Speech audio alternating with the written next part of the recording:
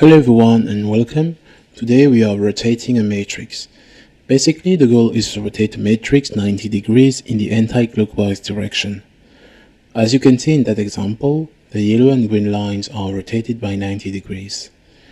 This topic has already been covered by other video makers, and in this video I would like to show you how you can achieve the same result in a slightly different way, but the underlying ideas is the same.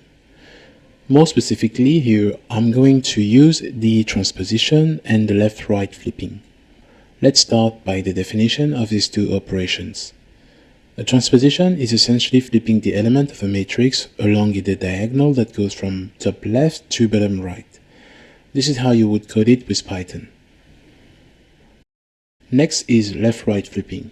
It is almost the same as transposition, except that now we are flipping the elements along a line that passes through the mid column. The code for this operation would be like this. Now that we know the definition and the implementation of these two operations, we need to find out how we can combine them to reach the 90 degrees anti-clockwise rotation. Let's get an intuition with a 2x2 matrix that we try to rotate. If we first start by doing a transposition, then we end up with this matrix. Then the only operation we can do is left-right flipping, and this gives us, as you can see, this doesn't match the target, so this order does not work. So let's try the other way around. First, if we do a left-right flipping, then we end up with this matrix. And as you can see, basically, B and C are already well positioned, and to reach the target, we only need to rotate the elements along the main diagonal. That we can achieve with a transposition. So, as we can see, a 90 degrees anti-clockwise rotation is similar to doing a left-right flipping followed by a transposition. So, now that we have an intuition, let's test it with a 3x3 matrix. We start with this 3x3 matrix that we want to rotate, and we first do a left-right flipping. This gives us this new matrix. What we can already see is that the elements in the diagonal are already well positioned.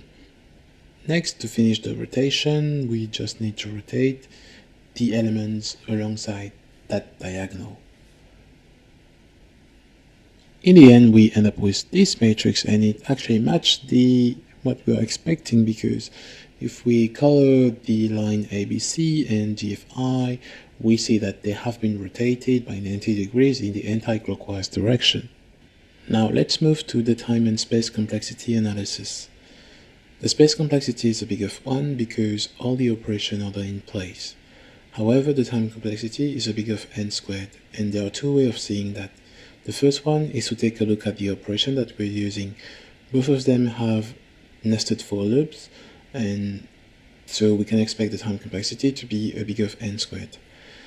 The other way of seeing it is to consider that to rotate the matrix, we need to reposition every single element in it, and we have n squared element.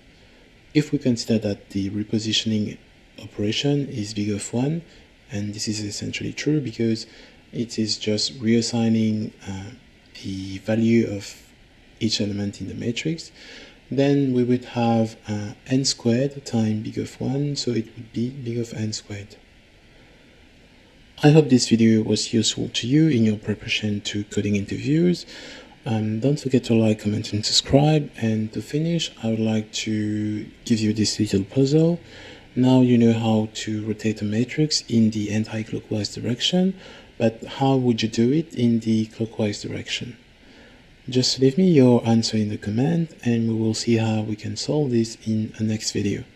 See you next time.